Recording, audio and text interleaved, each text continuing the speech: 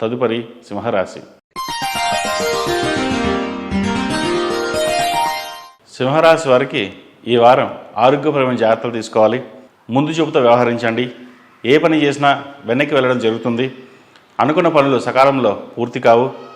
అయితే మీ మేధాశక్తితో, మీ స్వయం కృషితో చేసే ప్రతి పని మంచి ఫలితాలు పొందగలుగుతారు. ఉద్యోగస్తులకు కాలం బాగుందని చెప్పవచ్చు. అయితే వచ్చిన దానికంటే ఖర్చు ఎక్కువగా ఉంటుంది. అవసరానికి మించి ఖర్చు పెట్టకపోవడం చెప్పదగినది. సహోదరి సహోదరు మధ్య విభేదాలు వచ్చే అవకాశాలు గోచరిస్తున్నాయి. అధిక ధన సూచన కనిపిస్తోంది. ప్రతి విషయానికి తొందరతనం పనికిరాదు. ఆలోచించి నిర్ణయాలు తీసుకోవడం వల్ల మేలు జరుగుతుంది. వ్యాపారస్తులకు వ్యాపారం నిదానంగా కొనసాగుతుంది.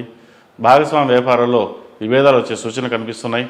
అనుకున్నది ఒకటి అవుతుంది ఇంకోటి అనిపిస్తుంది. కొన్ని పనులు రాజకీయ లబ్ధి కోసం చేయవలసిన పరిస్థితి గోచరిస్తోంది. అవి మీకు భవిష్యత్తులో ఉపయోగకరంగా ఉంటాయి. నూతన వ్యవహారాలు ఏవైతే ఉంటాయో ప్రారంభించకుండా ఈ వారం వాయిదా వేయడం అనేది చెప్పదగినది. విద్యార్థులకు మంచి కాలం అని చెప్పవచ్చు. విదేశాల కోసం ప్రయత్నిస్తున్న వారికి కాలం బాగుంది. లాయర్ వృత్తిలో ఉన్న వారికి మంచి అవకాశాలు కలిసి వస్తాయి. విదేశాలకు వెళ్ళి చదువుకోవాలి అనుకునే వారికి కొంత అసంతృప్తికరమైన వాతావరణం నెలకొంటుంది. వీసా విషయంలో జాగ్రత్త వహించండి. మోసపోయే సూచనలు కనిపిస్తున్నాయి. ఫైనాన్స్ పరంగా కొన్ని జాగ్రత్తలు తీసుకోవాలి.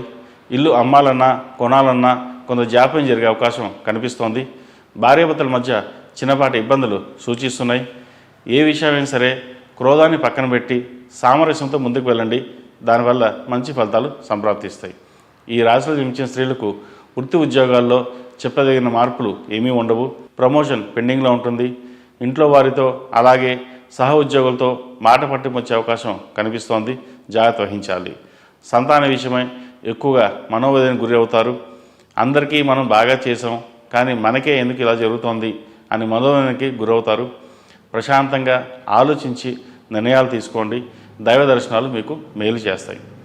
ఈ దేవీ నవరాత్రిలో ప్రతిరోజు సాయంత్రం పూట అమ్మవారికి కుబేర కుంకుమతో అష్టోత్తర శతనామాలతో కుంకుమార్చన చేసినట్లయితే సకల దోషాలు పోయి అమ్మవారి ఆశీస్సులు పొందగలరని మనవి.